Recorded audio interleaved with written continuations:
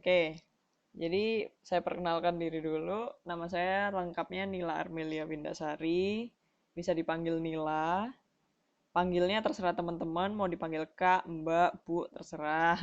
Apa aja, mau panggil Nila juga boleh. Mau dipanggil Dek juga boleh.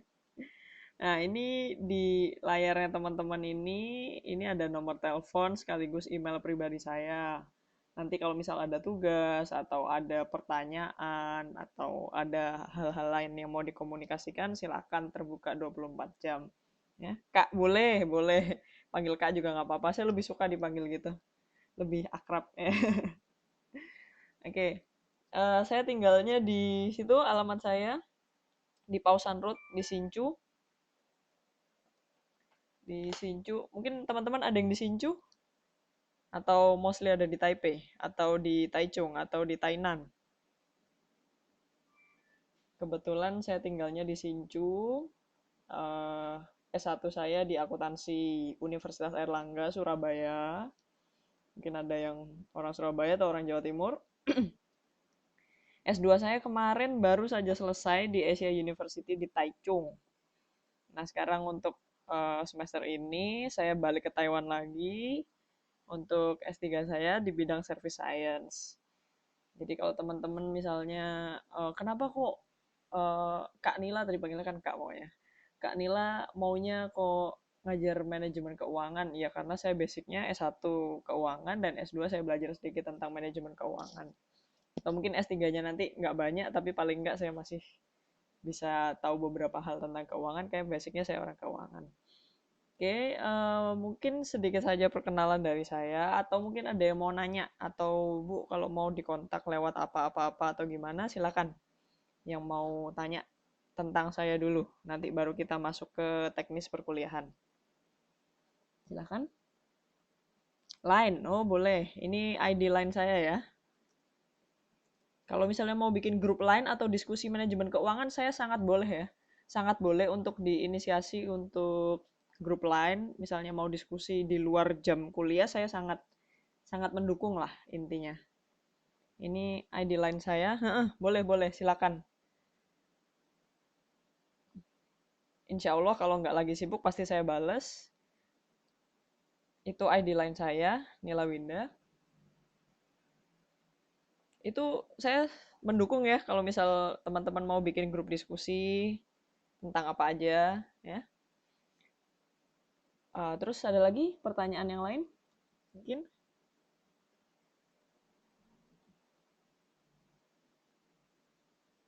Oh iya, saya di Sinju kuliahnya di National Tsinghua University. Kebetulan baru mau masuk semester depan untuk PhD. Terus apa lagi ya? Kayaknya udah ya. Usia, aduh, usia, saya tulis aja ya.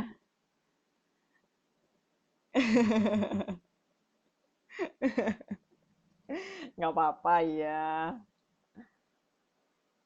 Saya kalau ngomong malu. Nanti mungkin saya lebih lebih junior ya dibanding teman-teman yang di sini. Jadi saya sebenarnya lebih suka kalau ini disebut sharing. Karena saya juga masih perlu banyak belajar dari teman-teman juga. Jadi saya lebih suka kalau ini sifatnya diskusi, ya diskusi terbuka. Oke, sekian atau mau ada yang ditanyakan lagi? Nanti sebelum kita menginjak teknis perkuliahan, nggak ada ya? Nah, berikutnya saya ke teknis perkuliahan. Nah, jadi sebelumnya dan di semester-semester yang lain, jadi kebetulan saya sudah 3 kali mengajar, 3 semester ini mengajar di UT Taiwan dengan mata kuliah yang sama. Saya mempunyai sebuah apa ya kebiasaan.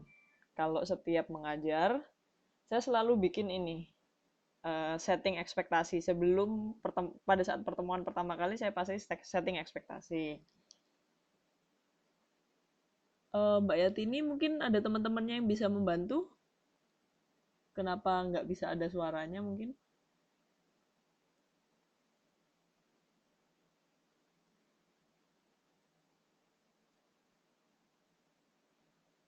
Oke, saya lanjutkan ya. Biasanya ini setting ekspektasi itu kebiasaan saya karena saya di sini kan sifatnya melayani teman-teman.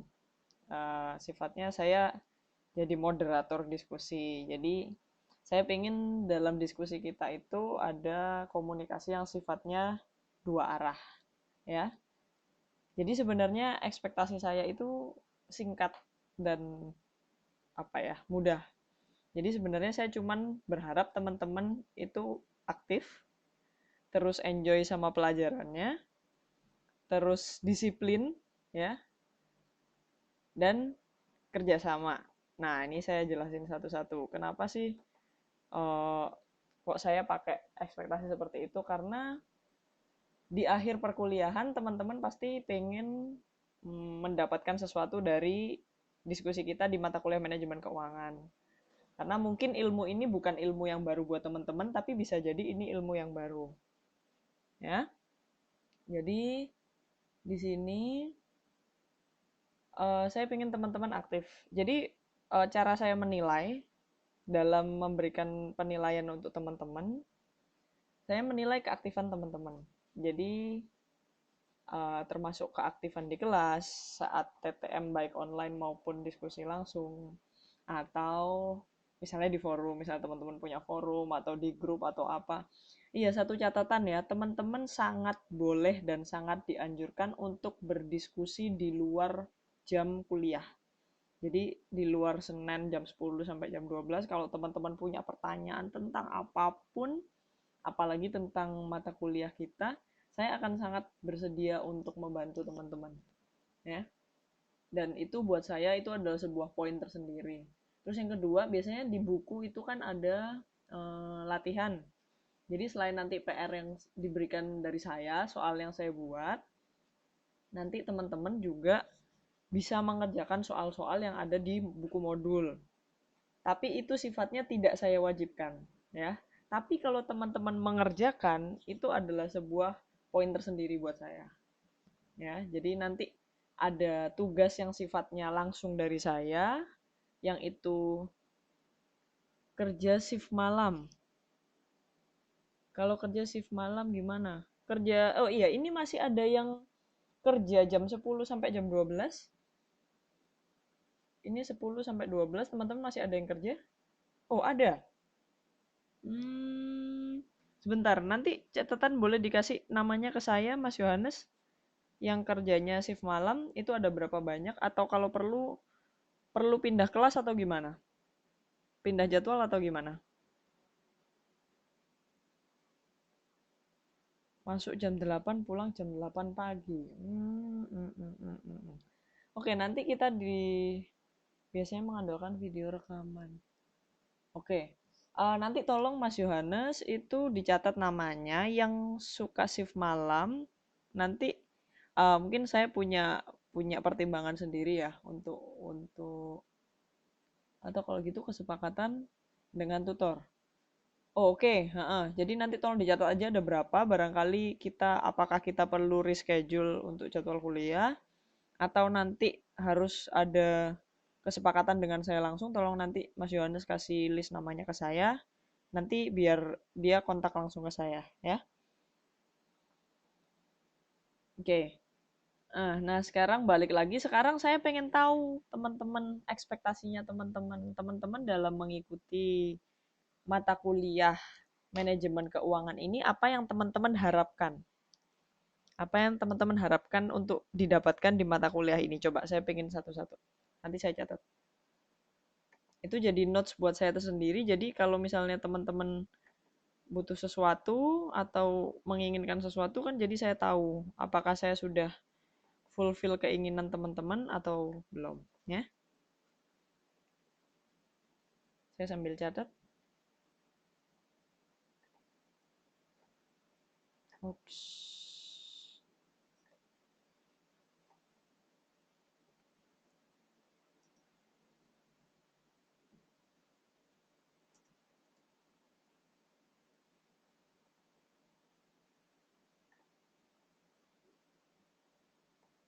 Ada mungkin saya bisa catat apa sih Apa sih harapannya teman-teman dalam ikut kelas manajemen keuangan ini? Apa? Atau pengen menguasai sesuatu hal, atau misalnya pengennya, oh Mbak Nila kalau ngajar gini dong, atau gitu dong, atau gimana? Coba. Jadi saya pengen tahu.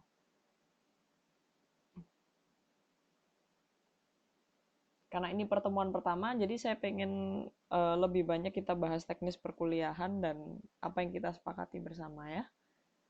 Jadi nanti insya Allah satu jam seperempat kita cukup untuk modul satu dan 2. Ilmu yang bisa digunakan, oke, good point. Aplikatif ya. Oke, Waalaikumsalam Mbak Trini. Silakan yuk bergabung. Oke, satu poin dari Mbak Yeni, ilmu yang bisa diaplikasikan untuk kehidupan sehari-hari. Oke, saya akan note. Terus ada lagi? Poinnya bagus ya Mbak Yeni. Jadi nanti saya akan berusaha kasih beberapa hal yang memang itu bisa diaplikasikan. Ya. Berikutnya, ada lagi?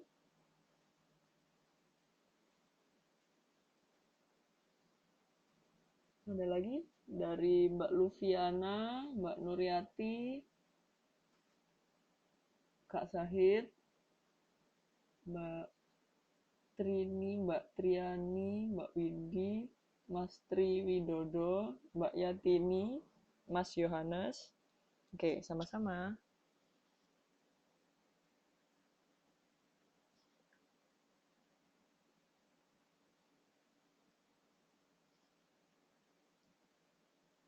Mengetahui lebih banyak tentang bagaimana memanage keuangan dalam dunia usaha dan kehidupan sehari-hari. Sip, boleh. Mengelola keuangan dengan penghasilan yang sedikit sementara pengeluaran banyak. Ini poinnya bagus ya, tapi saya juga sulit sulit meng sulit menjawabnya, ini nanti PR besar buat saya ini ya, Mas Sahid. Hmm. Oke, yang utama suka. Oke, dari suka tumbuh keinginan untuk tahu dan pelajari. Oke, berarti oh Kak Fendi, oke Kak Fendi, sorry. Eh, eh, suka. Oke, ini nanti juga catatan buat saya caranya bikin teman-teman suka sama materi saya. Kalau boleh saya tahu, mungkin ada yang punya clue biar caranya bikin kelas kita menyenangkan gimana ya? Coba, saya dikasih masukan. Kalau saya sih lebih suka cenderung santai ya, santai tapi serius, ya. Nah, tuh bagus banget tuh Mbak Triani, makasih banget. Ya, jadi serius tapi santai, ya, tapi serius. Kalau ujian dapat bagus, nah itu apalagi ya.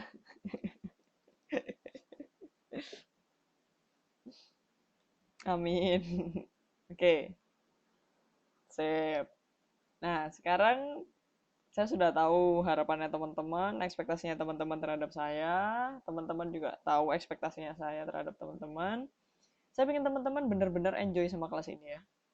Saya lebih baik mengajarkan hal yang sedikit, tapi teman-teman benar-benar paham, teman-teman benar-benar bisa mengaplikasikan, daripada teman-teman terlalu banyak membaca atau terlalu banyak belajar yang akhirnya nggak ada yang nyantol sama sekali. Ya, jadi teman-teman tolong kalau misalnya saya kurang jelas atau kurang apa, tolong langsung di tengah-tengah dibicarakan. Ya, saya kurang jelas pun tentang ini atau tentang ini. Sangat boleh teman-teman mau message saya pribadi, mau lewat line, mau apa, email, itu juga boleh. Oke? Ya, sekarang saya lanjutkan teknis perkuliahannya. Nah, ini pembagian mata kuliah manajemen keuangan. Ini kalau saya lihat dari tanggalan kita, itu kalau nggak salah cuma 2 bulan ya. Bulan September sampai Oktober. Nah, sekarang kan berhubung tanggal 8, Ini saya pengen bahas materi di modul yang pertama dan kedua. Nanti ada tanggal ini teman-teman save ya. Jadi kalau bisa sebelum mata kuliah dimulai, teman-teman paling enggak sudah baca sehingga tahu oh nanti kita mau membicarakan apa, ya. Nanti kita mau membicarakan apa, paling enggak teman-teman ya denger-denger dikit lah. Ada bisa nyantol-nyantol dikit gitu ya. Saya sadar teman-teman di sini semuanya kerja, semua pada capek, tapi saya akan sangat menghargai kalau teman-teman mau tetap semangat di mata kuliah saya, ya. Oke. Nah, terus kan ini ada tatap muka. Tatap mukanya kalau nggak salah 21 September sama 12 Oktober ya. Nanti kalau bisa sebelum 1 minggu sebelum pertemuan, teman-teman bilang ke saya berapa orang yang bisa ikut tatap muka, berapa orang yang enggak. Oke, nggak apa-apa Mbak Sulistiani, silakan. Silakan langsung join ya. Oke, jadi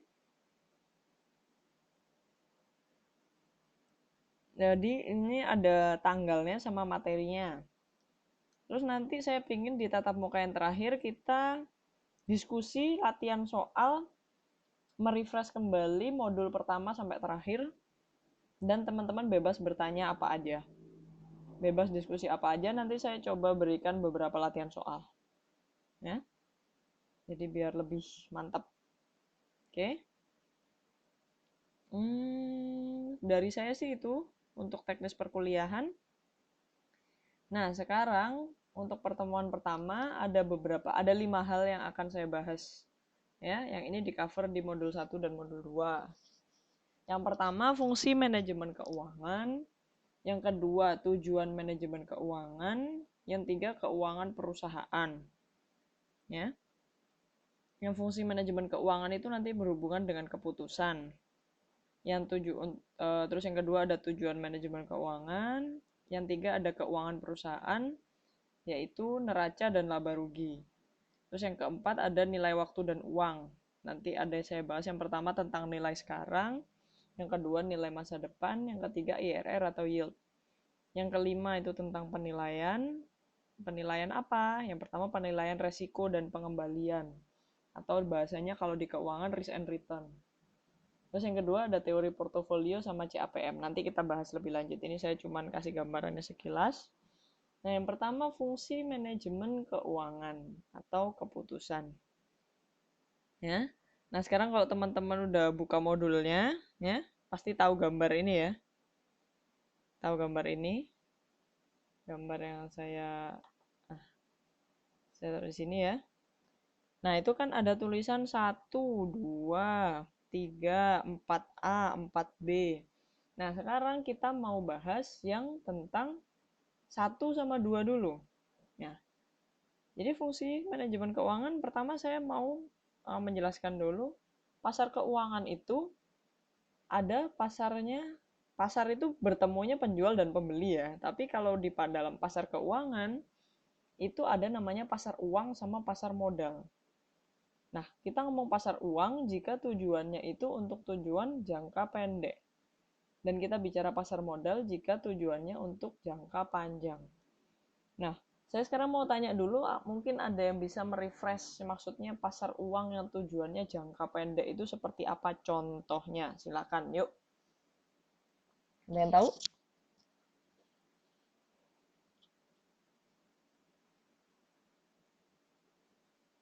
Halo. Yuk. Ada yang tahu kalau jangka pendek yang dimaksud pasar keuangan jangka pendek itu seperti apa? Jangka pendek itu apa sih? Jangka pendeknya dulu deh. Jangka pendek itu apa? Yang dimaksudkan apa? Ada jangka pendek, ada yang jangka panjang.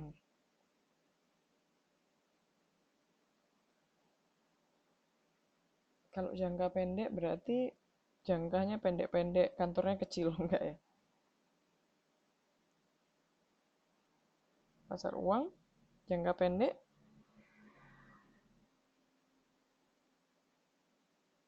umur antara 1 sampai 5 tahun.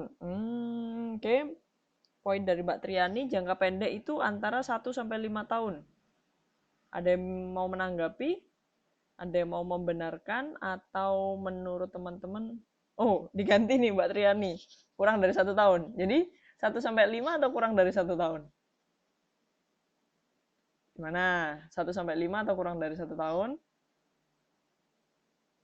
Yang lain Mbak Triani sama oke, Mbak Windy kurang dari 1 tahun. Ada lagi? Oke, bener ya. Jadi jangka pendek itu yang kurang dari 1 tahun. Nah, sekarang contohnya. Pasar uang. Pasar uang yang jangka waktunya kurang dari 1 tahun itu contohnya seperti apa? Pinjaman bank. Sip. Jadi teman-teman udah paham ya semua ya tentang pasar uang. Nah, sekarang kalau pasar modal. Sewa, bener, boleh. Sewa apa dulu nih, Mbak Yeni? Nah, sekarang kalau pasar modal kan jangka panjang. Kalau pasar modal yang jangka panjang contohnya obligasi, sip, bener. Makasih Mbak Yeni. Saham termasuk pasar modal, ya, bener, Mas Wendy. Ha, bursa efek, bisa. Itu pasar modal. Oke, jadi semua saya kira udah paham ya masalah ini. Ini masih pengantar, jadi saya kira semua masih fresh ya tentang jangka panjang, jangka pendek. Nah, sekarang teman-teman kalau lihat di sebelah mana ini? Sebelah kanan. Ini ada tulisan pasar keuangan. Pasar keuangan di tengah-tengah ada manajer keuangan, terus ada aktiva perusahaan. Nah, jadi di mata kuliah manajemen keuangan ini teman-teman, kita akan bicara lebih banyak mengenai keuangan perusahaan. Ya. Nah, tapi tidak menutup kemungkinan ini bisa diaplikasikan untuk memanage keuangan pribadi lah ya. Jadi manajer keuangan itu bisa jadi memang sebagian besar ada di bisnis atau di perusahaan. Tapi sebenarnya kita pun juga bisa jadi manajer keuangan untuk diri sendiri, ya. Atau manajer keuangan rumah tangga atau apalah kalau yang ibu-ibu ya. Nah, di sini ada pasar keuangan, ada manajer keuangan, dan ada aktiva perusahaan. Nomor 1 ini maksudnya apa? Dari pasar keuangan ke manajer keuangan. Memperoleh dana. Maksudnya apa? Manajer keuangan itu mencari dana dari pasar keuangan. Ya? Jadi cara dia untuk mencari uang itu dari pasar keuangan, entah itu dengan cara melakukan pinjaman ke bank, atau dia membeli obligasi, atau dia bermain saham. Itu adalah cara manajer keuangan untuk memperoleh dana. Ya, jadi keywordnya itu ada di kata-kata memperoleh. Saya garis bawain ya. Nah, kalau yang nomor 2, itu manajer keuangan menggunakan dana. Oh iya, nggak apa-apa, silakan Mbak Masika. Nah, sekarang kalau yang nomor 2, manajer keuangan ke aktiva perusahaan. Maksudnya apa? Jadi manajer keuangan setelah mendapatkan uang dari pasar keuangan, entah itu dia dengan cara meminjam atau dan lain sebagainya tadi, dia berusaha menggunakan uang yang dia dapatkan untuk digunakan untuk memberikan aktiva perusahaannya. Misalnya apa? Dapat pinjaman dari bank digunakan untuk misalnya beli peralatan kantor atau mesin. Ya? Dipakai untuk beli mesin misalnya. Nah, itu adalah cara untuk menggunakan dana. Ya. Nah, terus yang nomor 4A, 4B merupakan pembagian laba. Maksudnya apa? Manajer keuangan ini misalnya tadi diberikan mesin. Nah, pasti kan ada apa? Operasionalnya meningkat. Kalau operasionalnya meningkat, otomatis apa?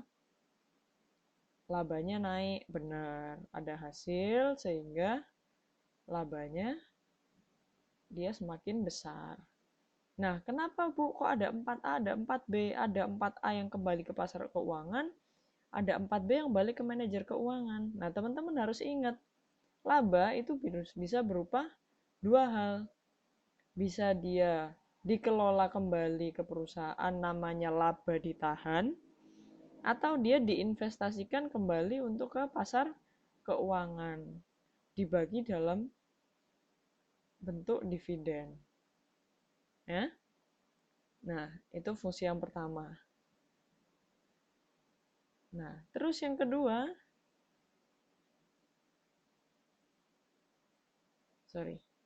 terus yang kedua ada keputusannya. Nah, keputusan nomor satu, ya, keputusan nomor satu, dari mana manajer keuangan itu mendapatkan uang, kemudian bagaimana caranya, itu namanya keputusan pendanaan. Nah, kalau yang nomor dua dari manajer keuangan untuk membeli aktiva perusahaan, itu namanya keputusan investasi. Maksudnya apa? Jadi uang yang didapat oleh manajer keuangan tadi mau diinvestasikan kemana? Apakah dibelikan kembali, misalnya dibelikan saham, atau misalnya dia dibelikan peralatan, atau misalnya apa, itu adalah keputusan investasi. Nah, sedangkan 4A 4B itu namanya kebijakan dividen. Karena bisa jadi labanya itu dibagikan sebagai dividen, bisa jadi berupa laba ditahan. Ya. Nggak ada suara? Yang lain gimana? Suara saya masih terdengar?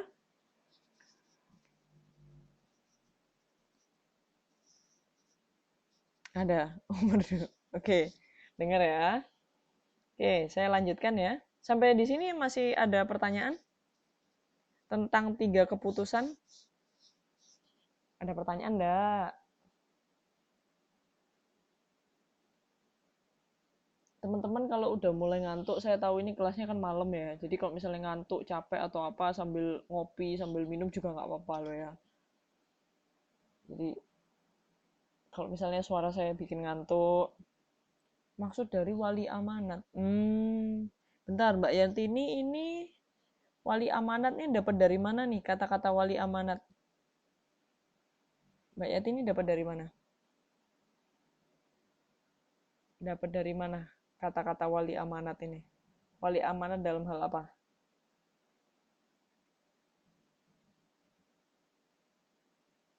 Oke, ada pertanyaan yang lain mungkin? Pasar modal. Oh, itu semacam manajer investasi. Jadi orang yang kita pasrai, karena gini, kita kan sebagai seorang manajer keuangan tidak mungkin langsung kayak misalnya kita butuh butuh butuh beli beras, langsung datang ke pasar langsung beli beras. Nah, tapi kalau di keuangan itu nggak bisa seperti itu. Kita sebagai orang luar itu harus menggunakan namanya wali amanat itu sebagai perwakilan kita untuk misalnya jual beli saham, jual beli obligasi. Itu ada namanya manajer investasi. Nah, manajer investasi itu yang bertindak sebagai wali amanat atau orang yang atas perintah kita melakukan transaksi keuangan di pasar uang atau pasar modal. Ya. Oke, ada pertanyaan yang lain? Yang diberi kepercayaan benar. Ada pertanyaan yang lain? Masih sampai sini dulu, sampai sini dulu.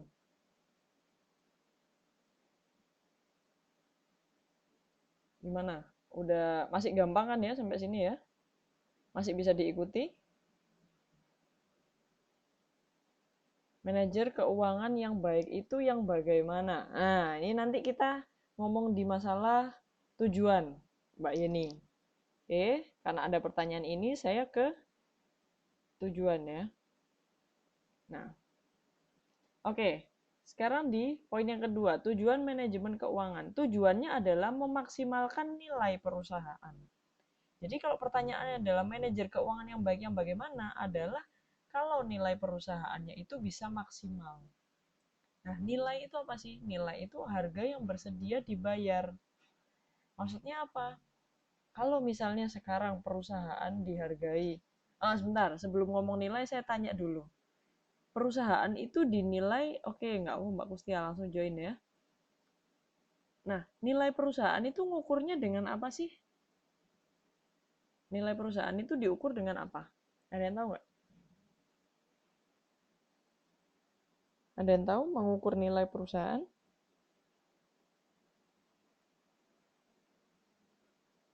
Pendapatan, oke, boleh. Ada pendapat yang lain? Jadi nilai itu tercermin